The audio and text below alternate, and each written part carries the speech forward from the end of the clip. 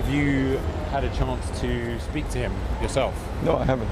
Sammy Sabbett wrote to him, the then post office boss Alan Cook, several times, begging him to just talk. All Sammy got back were threats. The debt collectors were on their way, and Sabbett ended up, like so many other sub-postmasters, convicted of being a thief.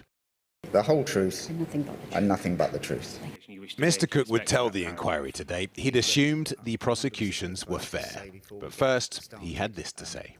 I'd like to put on record most strongly my personal apology and sympathies with all sub-postmasters, their families and those affected by this. What has been the impact on your family? Oh, disastrous. Absolutely disastrous. The stigma of it, the fact that their man, their husband or father was viewed as a thief. One person told my wife that she should leave me because I was going to destroy her because I'm such a thief.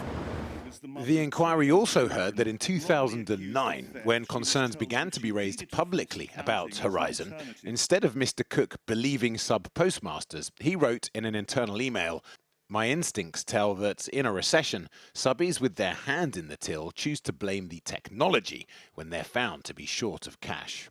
A phrase he said he'd regret for the rest of his life.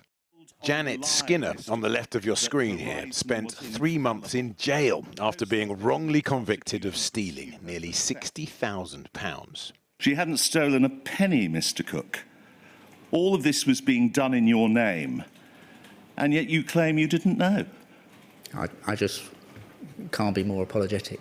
Mrs. Skinner met Mr. Cook in private today and spoke to us shortly afterwards. I felt quite powerful, really, if I'm honest.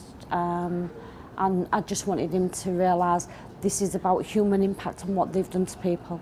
So what do you want to see? Accountability, prosecutions, people who are in suits. Don't think that just because you sit at the top table makes you above the law. They break the law, they should be treated exactly the same as anybody else.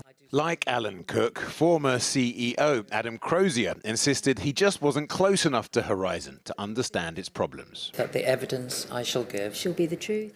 Both men say they had no idea the post office, which was still part of Royal Mail, was bringing its own prosecutions. Both organisations were hemorrhaging money. Crozier's attention was elsewhere. If we had been aware there was a real issue that needed fixing, I think collectively people would have figured out a way to tackle that. I still believe, whatever the difficulties, if people genuinely felt there were problems, they should have said something. But we now know sub-postmasters did say something to the post office again and again and again, and they were ignored.